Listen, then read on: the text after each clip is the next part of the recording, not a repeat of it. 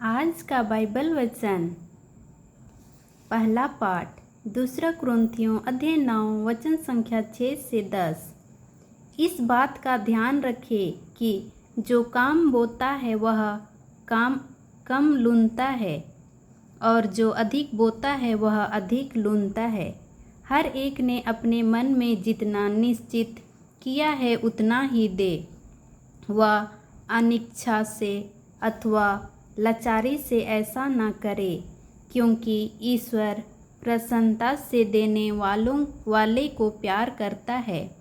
ईश्वर आप लोगों को प्रचुर मात्रा में हर प्रकार का वरदान देने में समर्थ है, जिससे आपको कभी किसी तरह की कमी नहीं हो, बल्कि हर भले काम के लिए चंदा देने के लिए भी बहुत कुछ बच जाए।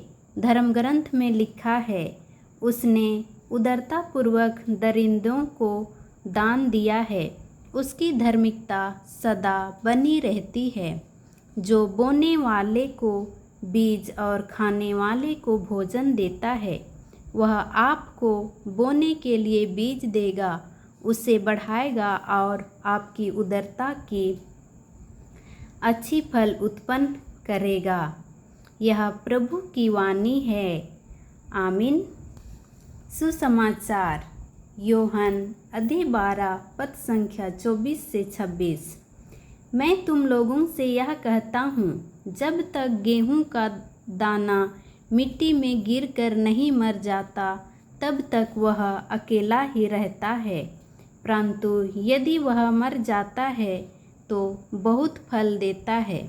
जो अपने जीवन को प्यार करता है वह उसका सर्वनाश करता है, और इस संसार में अपने जीवन से बैर करता है, वह उसे अनंत जीवन के लिए सुरक्षित रखता है।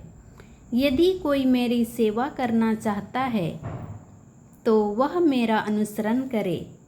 जहाँ मैं हूँ वहीं मेरा सेवक भी होगा। जो मेरी सेवा करेगा, मेरा पिता उसको सम्मान प्रदान करेगा। यह प्रभु का पवित्र सुसमाचार है। इस सुसमाचार और बाइबल वचन को विस्तार से जानने के लिए हम चिंतन करते हैं। प्रभु कहते हैं, मैं इसलिए आया हूँ कि वे जीवन प्राप्त करें। यूहन्ना 10:10 में लिखा है, मार्ग, सत्य और जीवन मैं हूँ।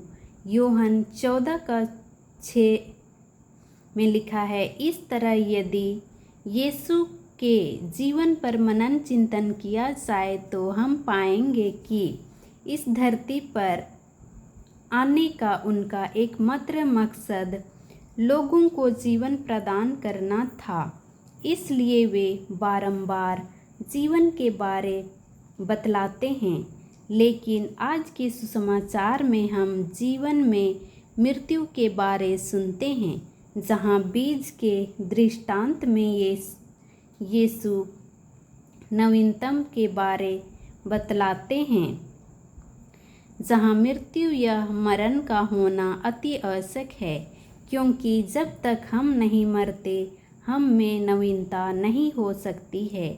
यह हम नए नहीं बन सकते, पर आज वे हमें शारीरिक रूप से मरने की नहीं बल्कि आत्मिक रूप से मरने की सलाह देते हैं।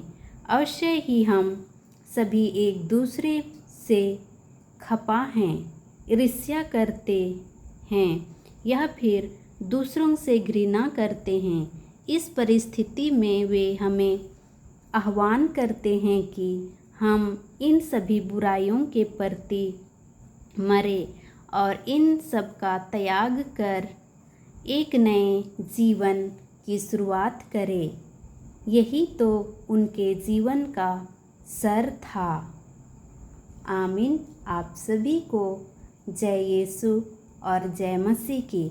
अगर आप सभी को ये वचन अच्छी लगी हो तो एक दूसरे से साझा करें।